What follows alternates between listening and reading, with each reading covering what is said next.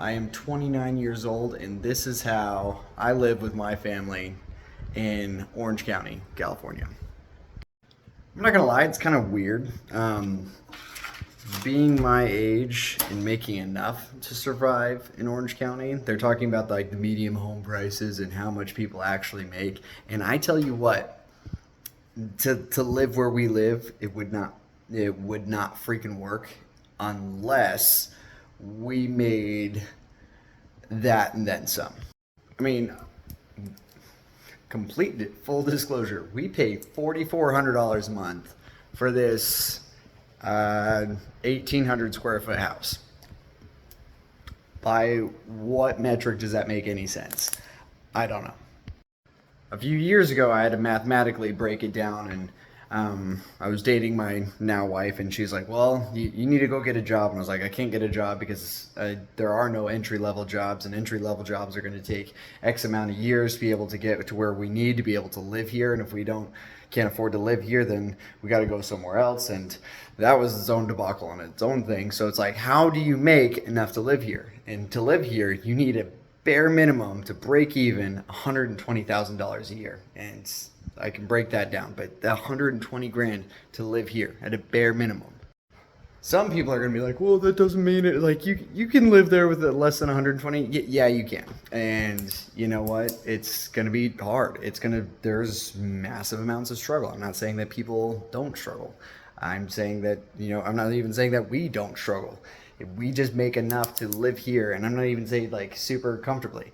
If you look at globally, we're doing fine. Life is okay. Okay, I got my two beautiful dogs. This is Oso. That's Olaf. Olaf, say hi. That was a look. Anyway, but we make enough to live here, right? And I'm going to show you how. I say show you how. So hear me out. It's not about do what I do. It is repeat until it doesn't fail.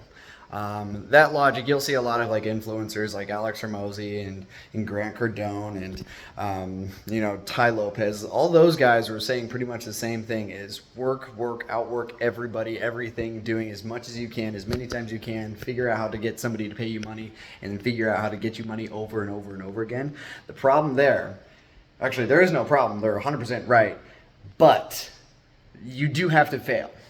You have to fail on repeat and be okay with failing on repeat until it freaking works. You have to work on repeat until it works. And I'm going to go look at this list. All right. Back down in 2015, I was getting different jobs. These were sales jobs that I had. We flipped jet skis during COVID. I've been basketball coaching for the last 10 years. I wasn't the main founder for this, but Cali Cottages, we built teeny homes. I was a handyman for my own handyman company. Tried starting up a soda shop machine here, or not machine, but company in Southern California, Orange County.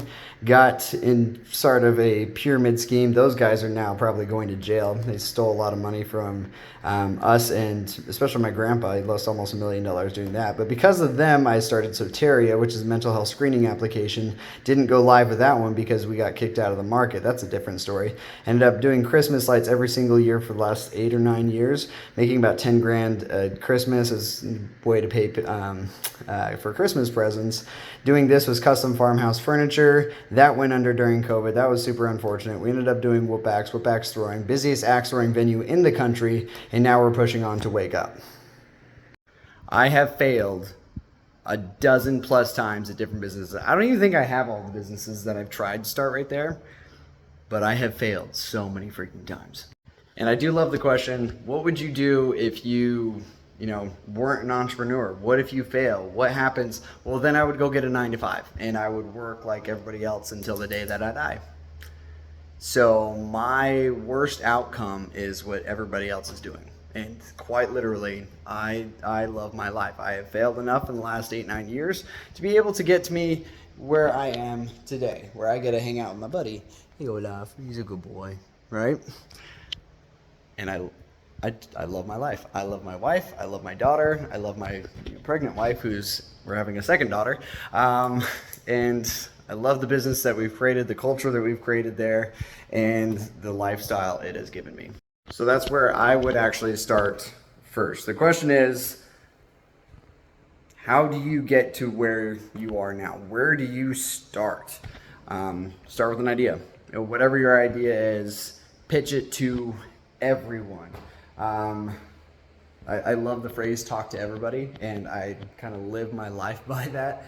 Literally talk to everybody. Chat, brainstorm. Don't even pitch them your idea, but say, oh, what do you think about this? Okay? Not even thinking that you have like an outright expressed idea, but what do you think about this? See if it flips something in somebody's brain. They're like, oh yeah, I would pay money for that. And if you get enough people to convince you that people would buy it, go and do it. Come up with your business plan. Send it to your friends and family that might have a couple dollars to spare. Don't be like a beggar saying, I'm doing this thing. This could make you money. Do you want to do this with me? And sell the equity. That's what we did. We sold equity over and over and over again in order to get the startings, inklings of what we're doing now. For Whoopbacks, we had $110,000. That $110,000 was able to get us our first space after 127 locations of searching for axe throwing venue spots in Orange County. And I can tell you what, nobody wanted to do it. Axe throwing was scary in Orange County. It was an idea that people wanted to do, but landlords weren't very fond of. And so with all of this going through, we had the money, we got the investors, we're like, we have $110,000, 127 applications put in. 27 of them went to letters of intent, so we started negotiating with them, and only one person accepted our offer letter, which is where we are now. After being 18 months in business, we are one of the busiest, if not the busiest, axe throwing venue in the country, okay? And we have, after 18 months of business, we have done 70,000 customers. It's probably more now. And, you know, that is awesome. It is so much fun to have gone from point A to point B. But because of the success of Whoopbacks, we're now pivoting and going to Wake Up. Wake Up is a cable wakeboard park. Because of that success, we're able to do the same metric, saying, hey guys, we want to be able to start a different adventure entertainment business. And people are like, you know what, you guys did good with the first one. We're willing to give you money for the second one.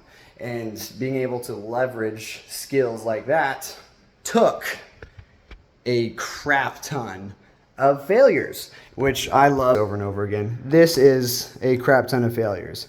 I still make money from this. I like coaching high school basketball, and I have to tell these people I'm not doing their Christmas lights here, and that's going to be really sad.